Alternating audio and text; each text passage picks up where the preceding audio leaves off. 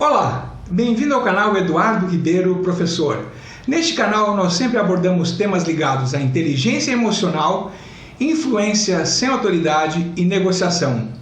Hoje o tema vai ser sobre negociação, um dos conceitos importantíssimos do método Harvard de negociação.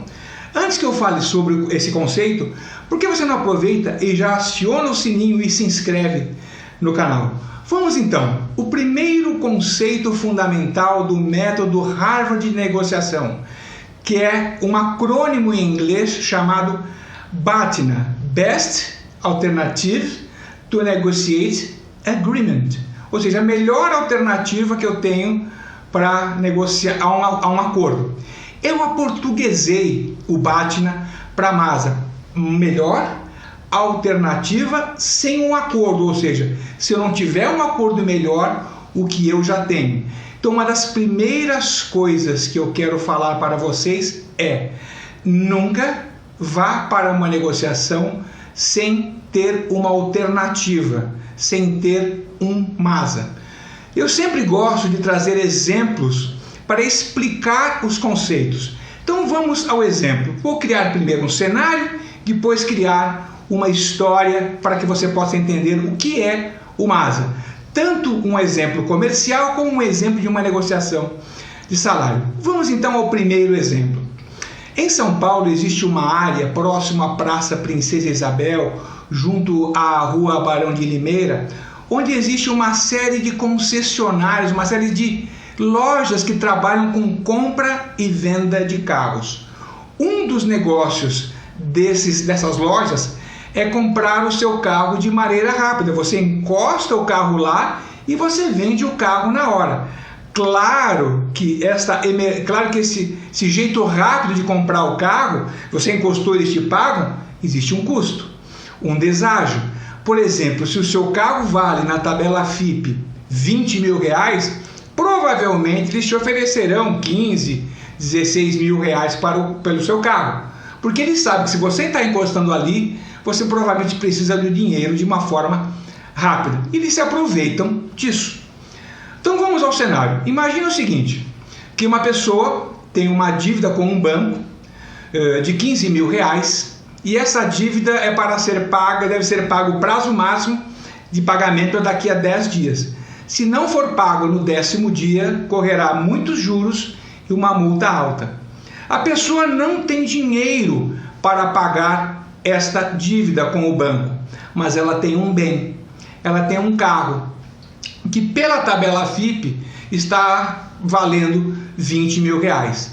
Claro que ela pode ir até estas lojas, mas não neste momento para vender. Lembra, ela tem 10 dias de prazo ainda. O componente tempo na negociação dela ainda lhe dá 10 dias.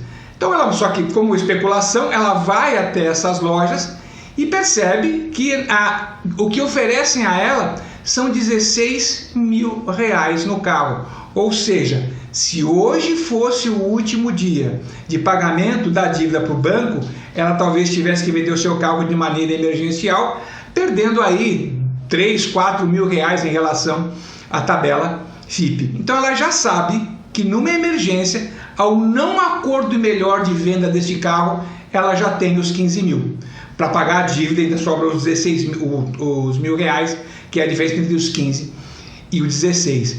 Então ela tem um Masa, ela não vai negociar, ela não vai vender este carro para ninguém por um valor inferior a 16 mil reais, porque ela já tem este valor na pior alternativa, ela tem os 16 mil reais. Então ela vai ter que passar esses 10 dias tentando o quê? Vender o carro para um amigo, para um familiar, vai anunciar na OLX, vai anunciar na Webmotors, vai a uma feira livre do automóvel, para tentar chegar ao valor desse carro mais próximo ao valor real dele, 20 mil, 19.500, 19, que seja 18, mesmo assim já são mais que os 16 mil que ela tem como Masa nessas lojas de carros que eu acabei de me referir.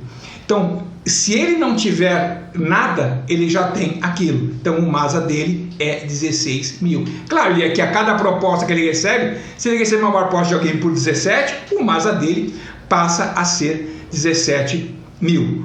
Vou repetir, nunca vá para uma negociação sem ter um MASA. Vamos ver agora como trabalhar com um MASA numa negociação de salário. Imagine ter um funcionário que vai pedir um aumento de salário para seu empregador. Esse funcionário ele pode ter dois MASAs, um MASA bom e um MASA ruim. O que seria um MASA bom? Ele já foi ao mercado, ele já prospectou o mercado, ele já tem uma proposta de emprego com um salário superior àquele que ele ganha na empresa atual. Isso seria um MASA forte. O que seria um MASA ruim? Ele não pesquisou nada e simplesmente está tentando esse aumento de salário.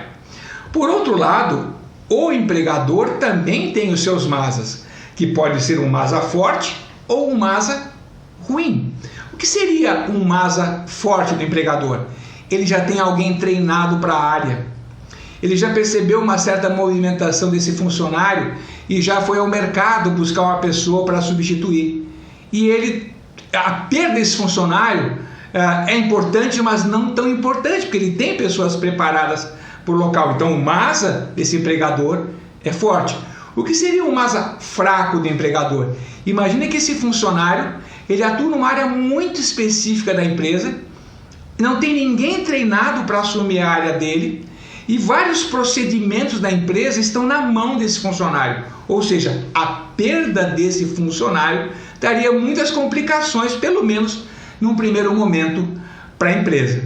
Então, quando a gente faz a negociação, tem os MASAs. Imagina o seguinte, que o MASA do funcionário é forte e que o MASA do empregador também é forte. A possibilidade de acordo ela é reduzida, porque os dois têm MASAs muito fortes. Imagina que o funcionário tem um MASA fraco e o empregador também tem um MASA fraco. A possibilidade de acordo ela é maior, porque os dois dependem um do outro, os MASAs são fracos. Temos ainda a possibilidade do MASA do funcionário ser alto e a MASA do empregador ser fraco. Provavelmente o funcionário vai conseguir mais concessões da empresa e talvez até fique na empresa e até mesmo consiga o seu aumento de salário.